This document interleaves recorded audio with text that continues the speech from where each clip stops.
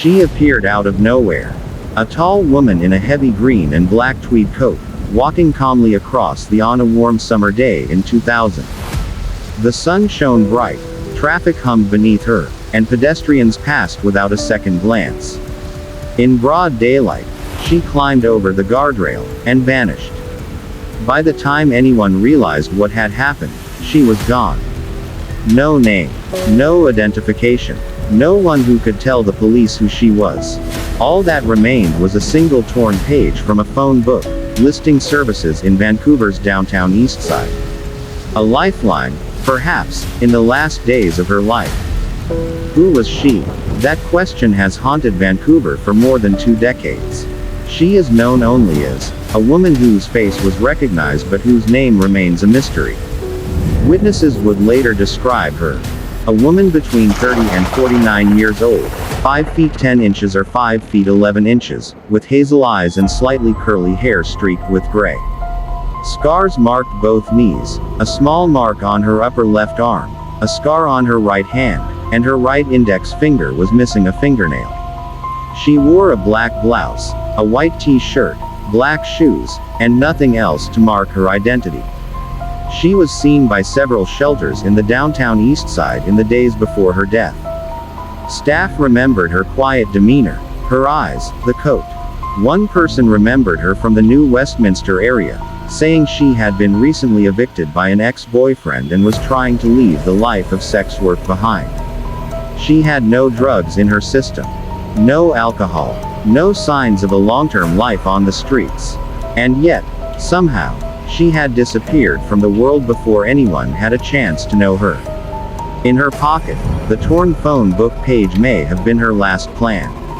A list of shelters, outreach programs, and services, a trail for someone who had nowhere else to turn. She carried hope, or at least, the possibility of it. And yet, even hope couldn't save her. Police described the circumstances of her death as complex, but not unique.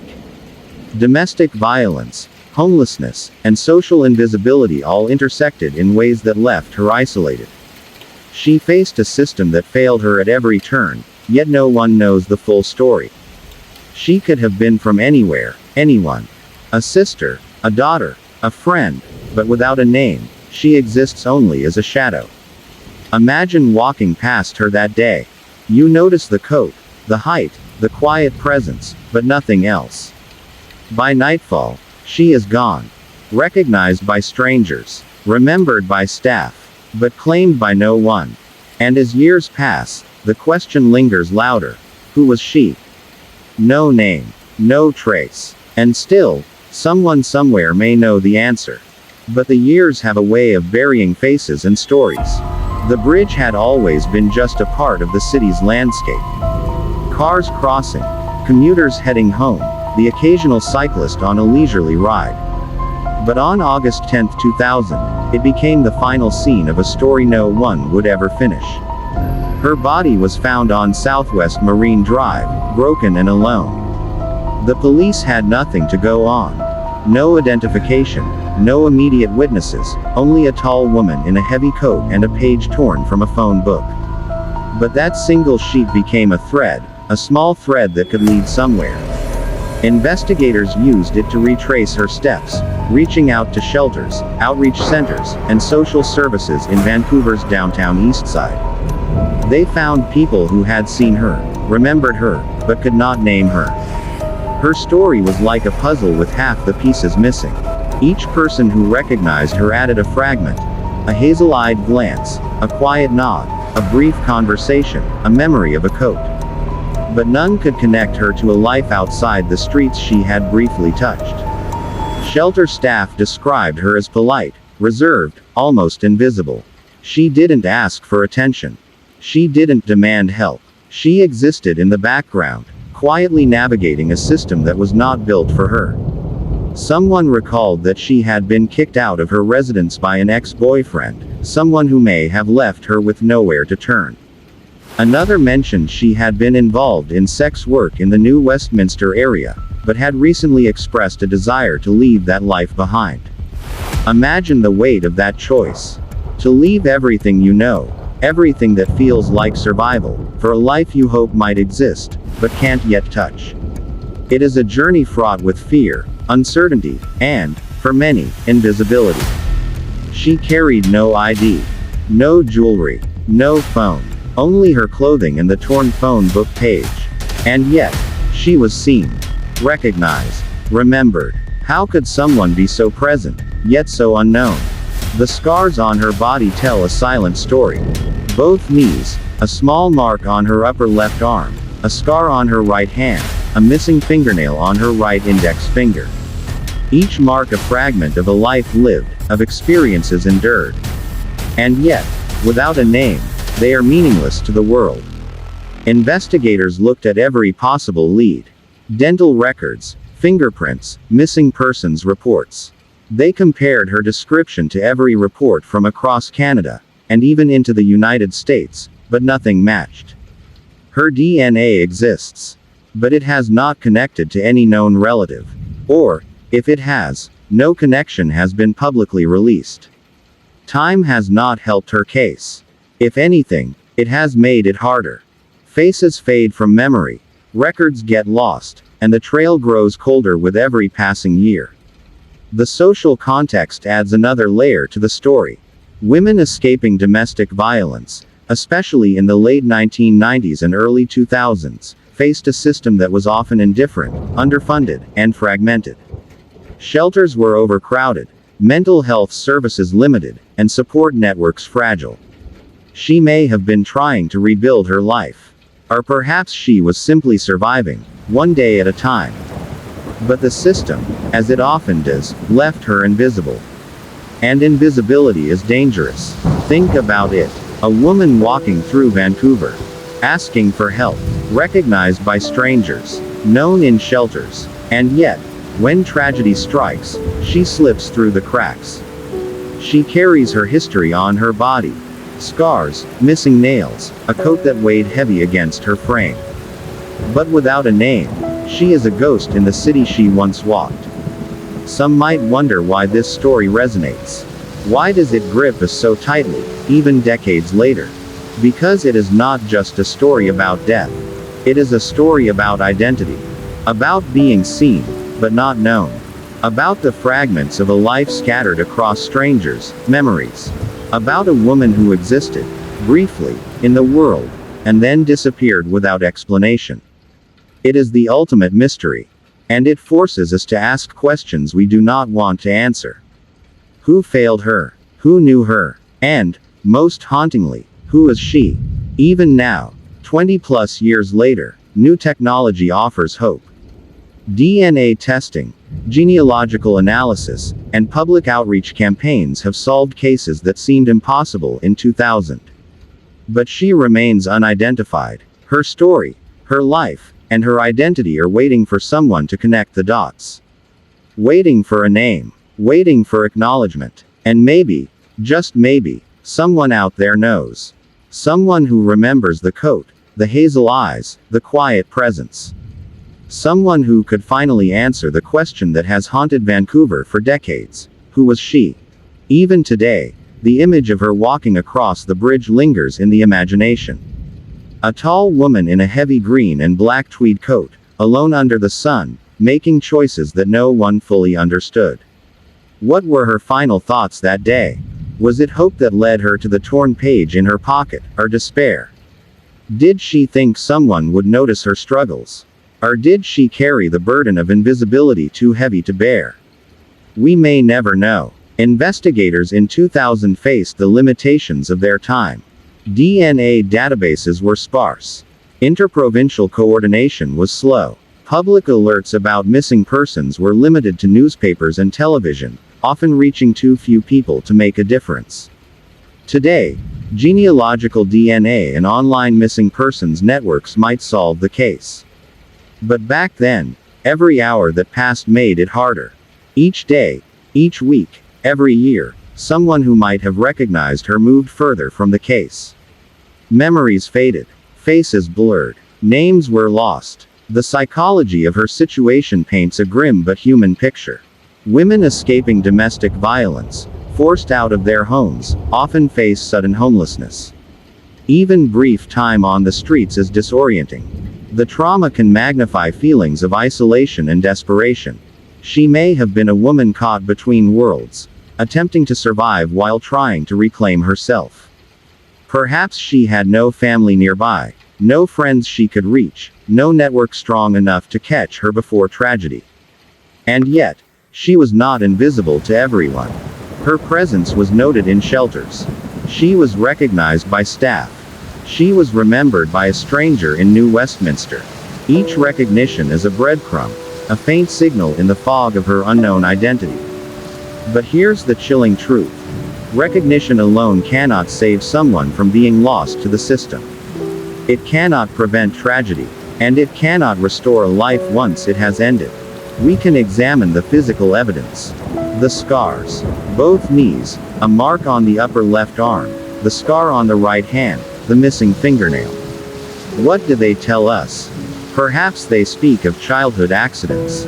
Perhaps past struggles. Perhaps work-related injuries. Or perhaps moments of self-protection and resilience in a life marked by vulnerability. Each scar is a silent witness.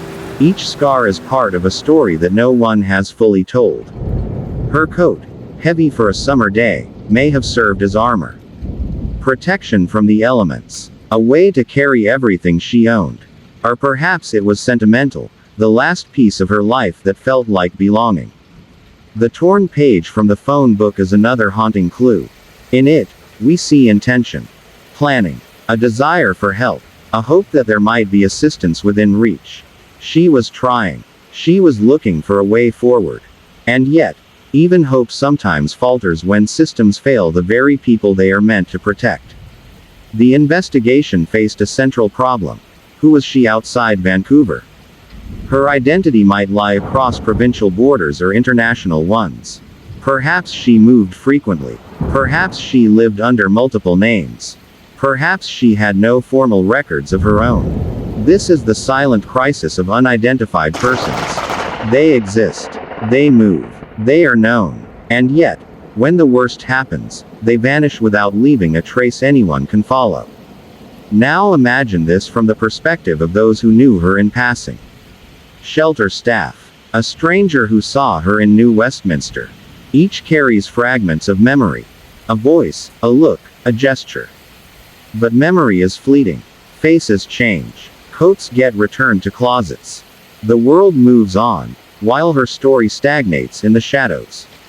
And that brings us to one of the most haunting realities of the case. She was recognized but unknown. There is a difference. Recognition is fleeting. Names carry power. Without a name, recognition is powerless.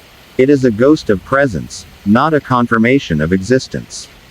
She was seen, but she did not exist in records.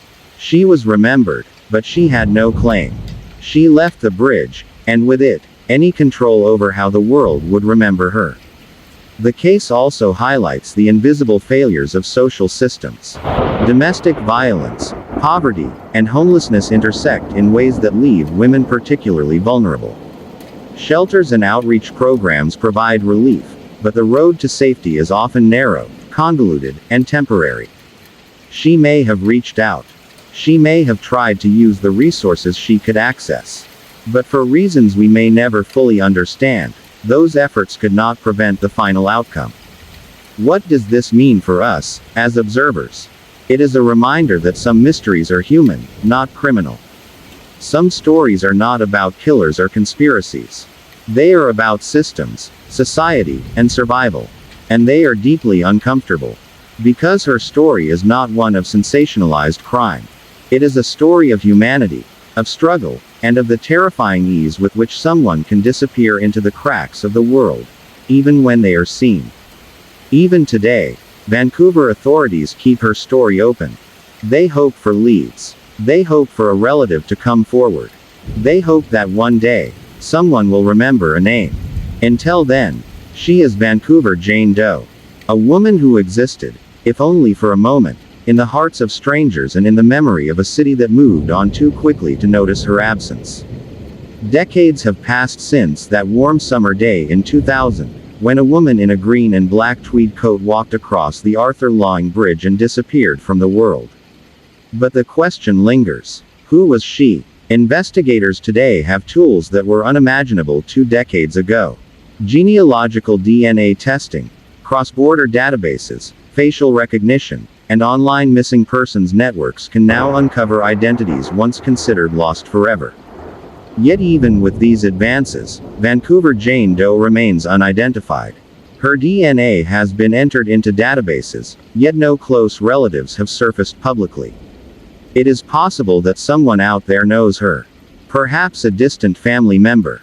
Perhaps a friend who never realized the significance of her disappearance. And perhaps, for reasons we cannot know, they remain silent. Behavioral analysis provides a haunting perspective.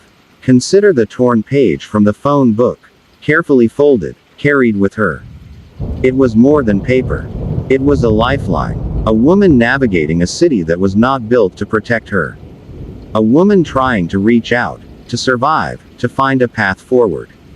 And yet, that single page was all that remained when she was gone. The evidence suggests she had some awareness of her situation. She knew the streets. She knew the shelters. She may have been planning a new beginning, or simply holding on. And yet, the end came. The scars on her body remain a silent testament to her life. Scars tell stories of endurance, of survival, of moments both ordinary and extraordinary. Both knees, upper left arm, right hand, the missing fingernail on her right index finger. Each a fragment of experience, a map of a life that no one could trace. Her coat, heavy for a summer day, her blouse, her shoes, all ordinary. But they became her last statement in the world. Visible, tangible, yet anonymous. Social context cannot be ignored. Women escaping domestic violence, poverty, or unstable relationships often navigate invisible systems. Shelters provide temporary refuge. Outreach programs offer support. But the reality is harsh. Sometimes, the world notices only partially, fleetingly. And sometimes, that is not enough. She may have been known in passing by people who cared, even briefly. But a fleeting recognition does not equate to safety. A face remembered does not restore identity. Here is the chilling truth. Some of the most haunting mysteries are the ones without villains. No suspect. No killer. No dramatic twist. Just a human life, observed, recognized, and ultimately forgotten. And that is what makes this story resonate. It is the ultimate cold case. Not of crime, but of existence. For a YouTube audience, this is what captivates. Recognition without identity. Clues that exist but never connect. The haunting presence of a person who touched lives without leaving a trace of who she was. The human tragedy of being seen but unknown. Some might ask, could she have been saved? Could someone have intervened? Perhaps. Perhaps not. The reality is that social invisibility is a silent threat, often overlooked. People fall through the cracks, and by the time anyone notices, it is too late. The system, society, and circumstance converge to make her story invisible to the world, even while she walked among it. And now, decades later, her story still asks the question. Who was she? Her coat, her eyes, the torn page in her pocket, the scars on her body. All fragments, all clues, and all unanswered. Somewhere, someone might know. Someone might remember. Someone might finally provide a name. Until that day, she remains Vancouver Jane Doe. A woman seen but unknown. Recognized but forgotten. Present in memory but absent in record. For viewers, the story leaves a haunting realization. Some mysteries are not solved by detectives, not resolved by clues, and not closed by time. Some mysteries exist because human lives can slip between the cracks, and recognition alone cannot preserve them. Her story is not sensationalized. It is human. It is tragic. And it is unresolved. But it is also a call to awareness. To compassion. To understanding that even fleeting recognition matters. Even small acts of noticing can make a difference. And as you watch this story, remember, Every Jane Doe, every unidentified person, every shadowed life is someone who once existed fully, in the world, in the memory of strangers, and in the fragments they left behind. She may be gone, but she was real. And one day, perhaps, she will have a name.